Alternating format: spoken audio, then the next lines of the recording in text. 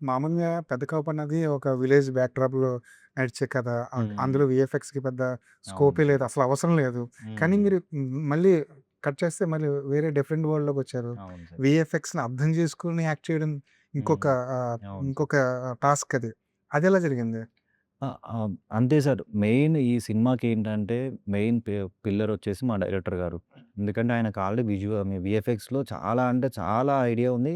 ఆయన దాంట్లో చాలా సర్వే గూడా చేశారనుకుంటా. అంటే ఆయనకి వీఎఫ్ఎక్స్ మీద మంచి ఐడియా ఉందండి. రైట్. అండ్ అందులో ఆ డైరెక్టర్ వీఎఫ్ఎక్స్ మీద ఐడియా ఉన్న డైరెక్టర్ కావడం, ఇలాంటి సినిమా తీయడం వల్ల మాకు ఈజీ అయిపోయింది వర్క్ జేయడం. రైట్. హ్మ్. ఈ జోనర్‌లో కొన్ని సినిమాలొచ్చినాయి. హ్మ్. ఇందులో మీకు బాగా నచ్చిన సినిమా ఏంటి? చాలా సినిమాలు అన్నీ నచ్చుతాయి. అంటే ఈ ఈ ఈ జోనర్‌లో ఈ అంటే జానర్‌లో 'నాగబంధం' తీసుకుంటే హ్మ్. ఈ జోనర్‌లో గతంలో కొన్ని సినిమాలొచ్చాయి. అంటే ఈ హ్మ్. 'స్నేక్ వరల్డ్' గాని, అదే సార్. 'అనంత పద్మనాభ స్వామి హ్మ్. టెంపుల్', 'నిధులు' ఈ జానర్‌లో హ్మ్. ఇలాంటి విషయాలు చెప్తూ చాలా కథలొచ్చాయి గదా! అందులో అంటే కథలొచ్చాయి. బట్ ఒక వరల్డ్‌లోకి తీసుకెళ్తున్నాం అనమాట రైట్. మేము. ఈ సినిమాతోటి ఒక కొత్త ప్రపంచంలోకి తీసుకెళ్తున్నాము. అండ్ మీకు ఇంతకుముందు చెప్పినట్టే మనకి మైథాలజీ అనంగానే రామాయణం, మహాభారతం అవి గుర్తొస్తుంటాయి. కానీ మైథాలజీ అంటే ఫస్ట్ టైమ్ అని నేను అనుకుంటున్నాను. సో, అనంత పద్మనాభ స్వామి బ్యాక్‌డ్రాప్ మీద ఒక మైథాలజీ సినిమా. అందులో ఒక ఎమోషనల్ డ్రామా ఉండి ఆహ్, ఒక వీఎఫ్ఎక్స్ ఒక వండర్ తోటి అసలు ఏం జరుగుతుంది ఏంటని ఒక ఎక్సైట్‌మెంట్ మీ అందరికి నాగబంధం అంటే ఆ డోర్ ఎనక ఏముంటుందని ఒక ఎక్సైట్‌మెంట్ ఉంటుంది.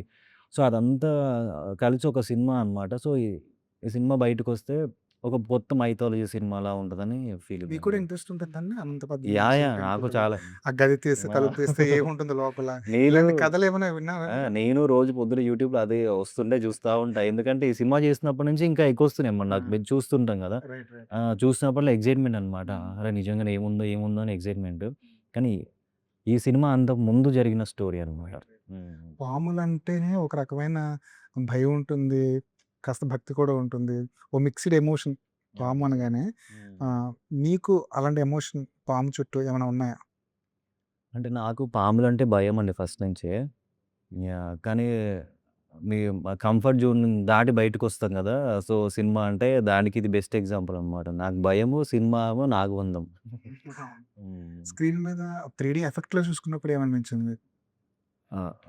అదే టీజర్ 3డీలో చూసుకున్నప్పుడైతే అసలు ఎంత హ్యాపీగా అనిపించిందంటే నన్ను నేను ఇట్లా కళ్ళ ముందు ఇట్లా ఏదో ఫీల్ ఉండే అనమాట.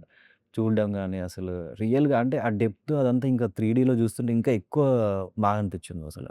అసలు చాలా హ్యాపీగా అనిపించింది. చూస్తుంటే గూస్ బంప్స్ వచ్చిన ఫీలింగ్ వచ్చింది. ఎన్ని వేరియేషన్స్ ఉన్నాయి మీ క్యారెక్టర్‌లో? అది మీకు సినిమాలో తెలుస్తుంది అది. రైటా? యాహ్!